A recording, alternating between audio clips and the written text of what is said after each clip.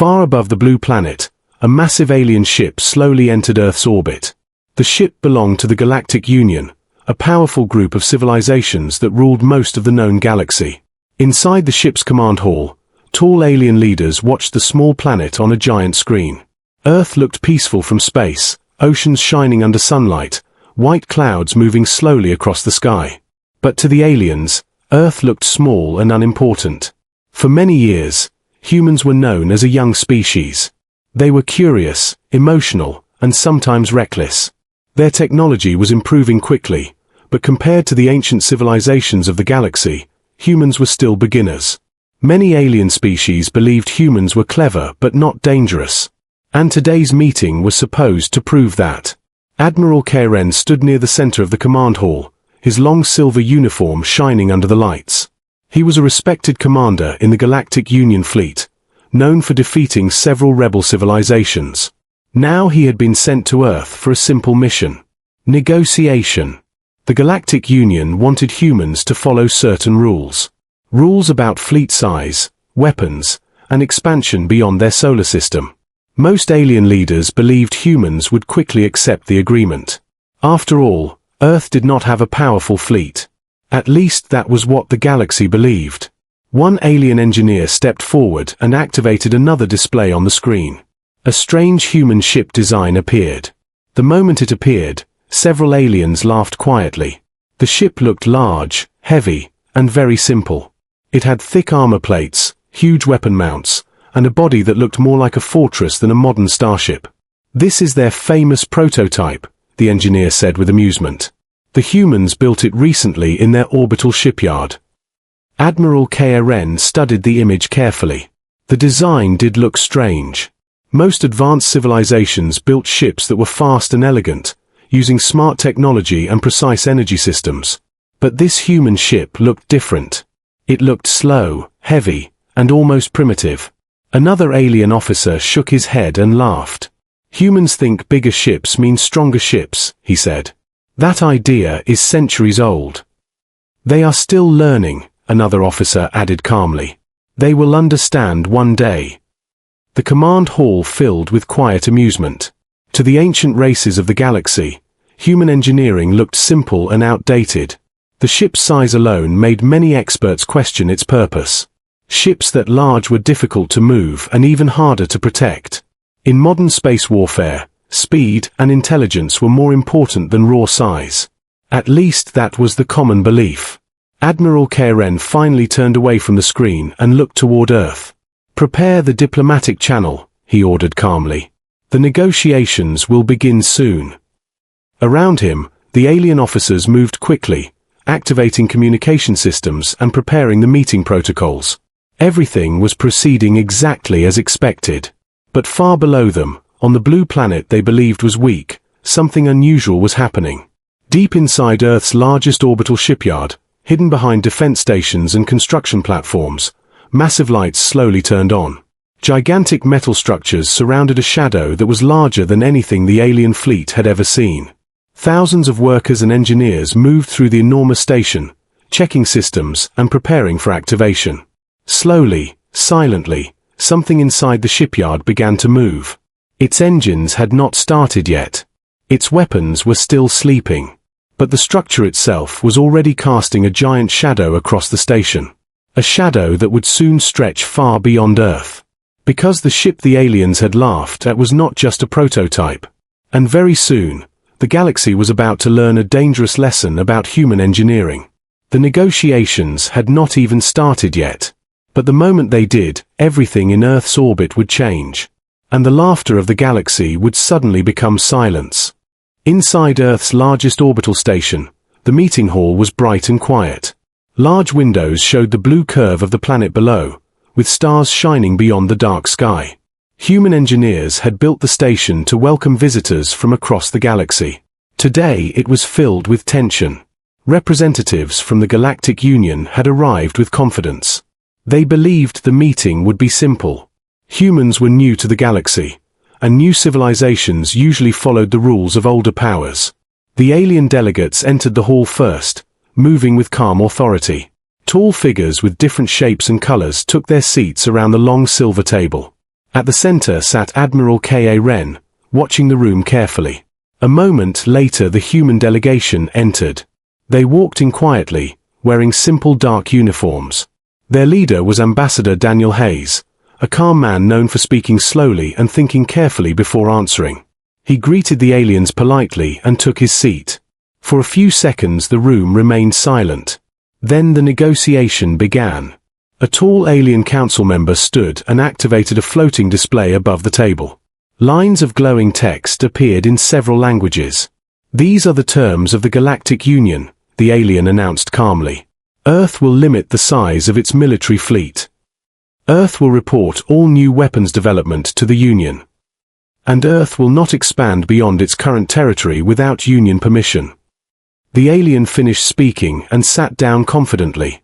Many of the delegates expected the humans to show concern or hesitation. But Ambassador Hayes simply looked at the display quietly. He folded his hands on the table and thought for a moment. The silence in the room grew longer. Admiral K.A. Wren leaned forward slightly, watching the human carefully. "Earth has grown quickly," K.A. Wren said, his voice calm but firm. "But the galaxy requires order. These rules will protect everyone." Several alien delegates nodded in agreement. They believed the situation was clear. Humans had no powerful fleet to challenge the Union. Their technology was improving, but it was still far behind the older civilizations. Finally Ambassador Hayes spoke. "Earth respects the Galactic Union," he said politely. "And we understand the importance of stability." The aliens seemed satisfied with the answer. But the ambassador continued speaking. "However, humans also believe in independence. We prefer cooperation, not control." A small wave of quiet murmurs moved through the alien delegation. Admiral K.A. Wren's eyes narrowed slightly. "Are you refusing the Union's offer?" he asked slowly. The human ambassador smiled just a little. "Not refusing," he replied calmly. "Only asking for a fair discussion." Karen leaned back in his chair. "You must understand something," he said. "The Union fleet in this system alone could overpower every human ship you possess." The words hung in the air like a warning. But the human ambassador did not look worried. Instead he slowly turned his head and looked toward the large window behind the alien delegates. The stars outside were still calm and silent. For a moment he said nothing. Then he spoke again in a quiet voice. "Are you certain about that?" The aliens looked confused by the question. Admiral K.A. Wren followed the ambassador's gaze toward the window. Nothing unusual appeared in the darkness of space. But at that exact moment, deep inside the alien flagship orbiting above the station, warning alarms suddenly began to echo through the corridors. Red lights flashed across control panels. Officers rushed toward their scanners in confusion. Something massive had just appeared on the edge of the system sensors. Something so large that the computers needed several seconds to understand what they were seeing. Back inside the meeting hall, an alien officer suddenly received an urgent message. His eyes widened as he read the data. Slowly he stood and looked at Admiral K.A. Wren with visible shock. "Admiral," he said carefully, "there is a human ship entering orbit." The room fell silent again. But this time the silence felt very different. Because the scanners were still updating the information. And the numbers they were discovering were far larger than anyone expected. Very far above the planet, something enormous was moving through space. And the negotiations had just become much more complicated. High above Earth, the alien fleet floated in careful formation. Dozens of ships from the Galactic Union surrounded the planet, their weapons quiet but ready. For the alien commanders, the situation had always felt completely under control. Humans were young, their fleet was small, and their technology was still growing. But now the scanners were showing something impossible. Inside the alien flagship, officers stared at their sensor screens in confusion.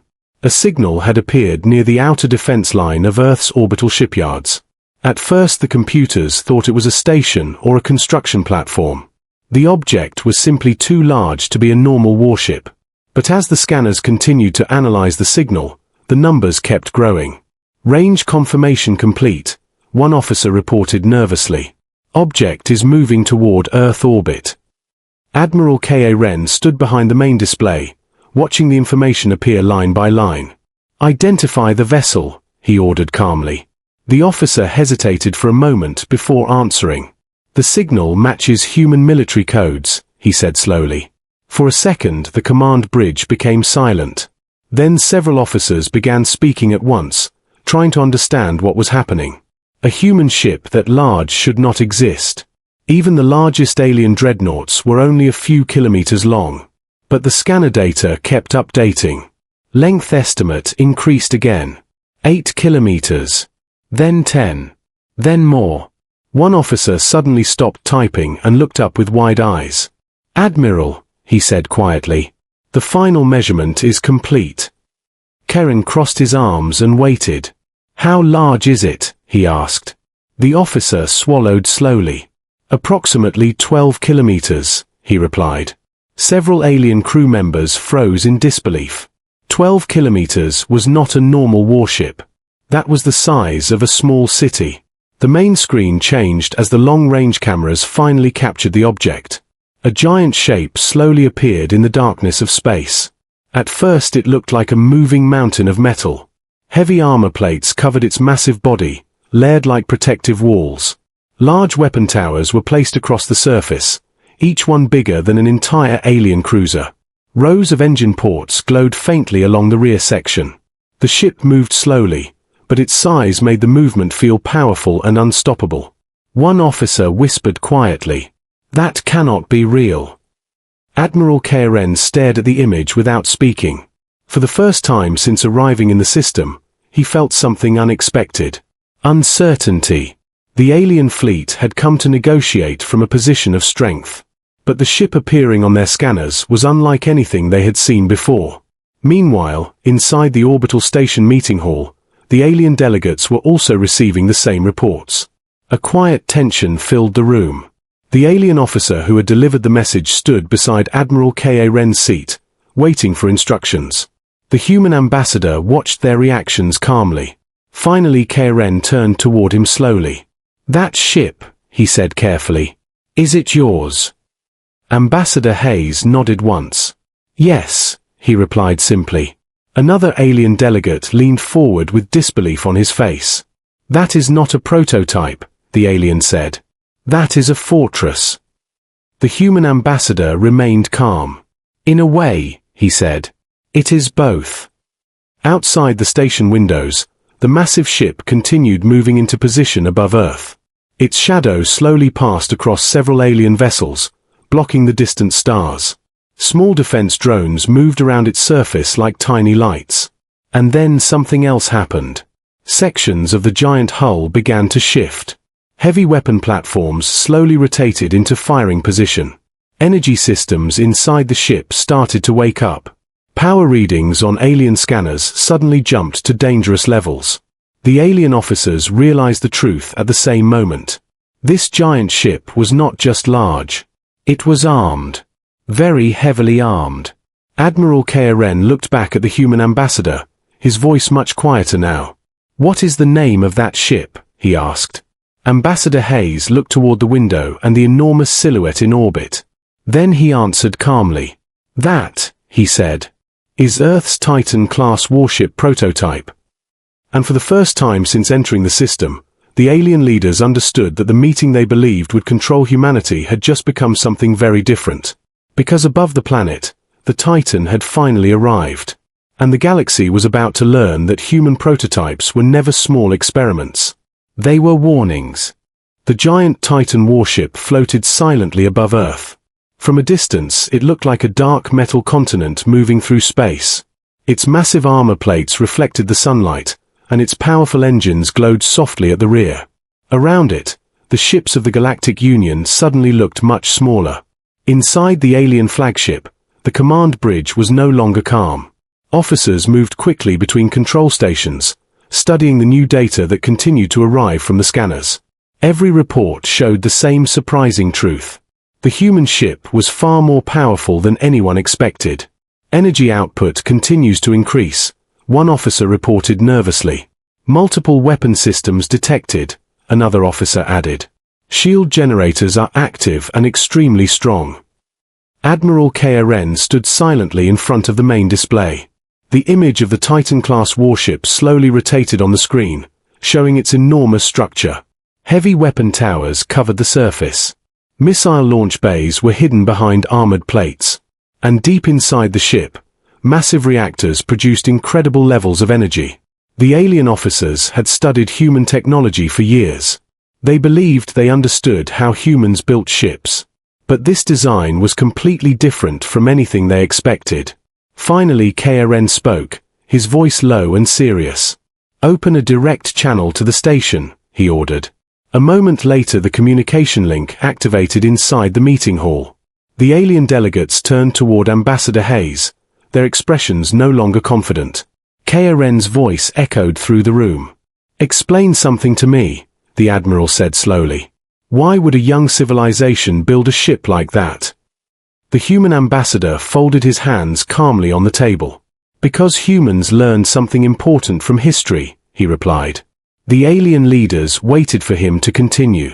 "For a long time," Hayes said, "Earth was divided by conflict. Humans fought wars against each other for centuries. Those wars taught us many lessons." One alien delegate leaned forward with curiosity. "What lesson leads to a ship that large?" he asked. The ambassador answered simply, "Preparation." The aliens exchanged uncertain looks. Hayes continued speaking. "Many civilizations in the galaxy build ships that are fast and intelligent. They rely on advanced systems and precise tactics. But humans think differently. We ask one simple question. What happens if those systems fail?" The room became quiet again. "Human engineers design ships that can survive the worst possible situations," Hayes explained. "They build stronger armor, larger reactors, and heavier weapons. Even if technology fails, the ship can still fight." Outside the station windows, the massive Titan slowly rotated in orbit. Powerful engines adjusted its position with careful precision. Defense drones continued to patrol around its hull. And the alien fleet remained perfectly still. No commander wanted to make the first aggressive move. Back in the meeting hall, Admiral Karen's voice returned through the speakers. "You call that a prototype?" he said carefully. "Yes," Hayes replied calmly. Karen paused for a moment before asking the next question. "How many of these ships exist?" Several alien delegates leaned forward, waiting for the answer. The human ambassador looked at them quietly. Then he spoke in the same calm voice. "This is the first Titan-class ship that the galaxy is allowed to see." The words sent a cold silence through the room. Some alien leaders suddenly realized what that statement truly meant. If this was the first ship they could see, there might be more still hidden. Admiral Karen understood the message immediately. The Galactic Union had believed humanity was still weak. But now a single human prototype had changed the balance of power in the entire system.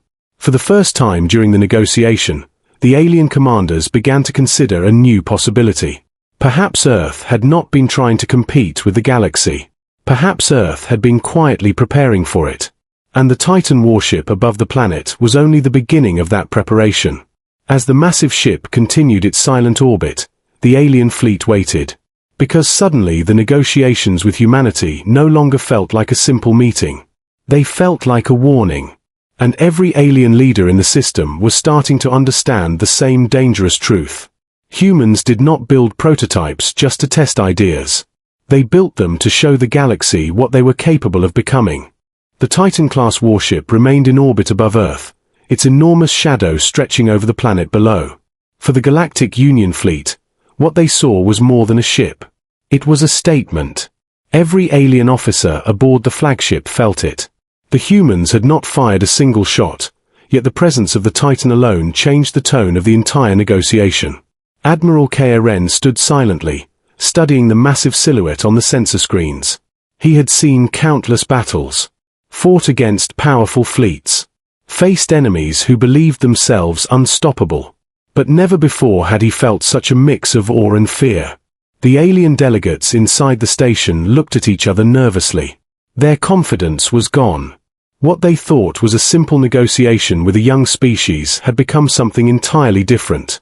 Ambassador Hayes stood calmly at the table. His voice remained even, but every word carried quiet power. "The Titan is not a threat," he said softly. "It is a warning." Several alien leaders shifted in their seats. They began to understand. Earth was not the weakest planet in the system. It had strength hidden beneath the surface. The Galactic Union had underestimated humans.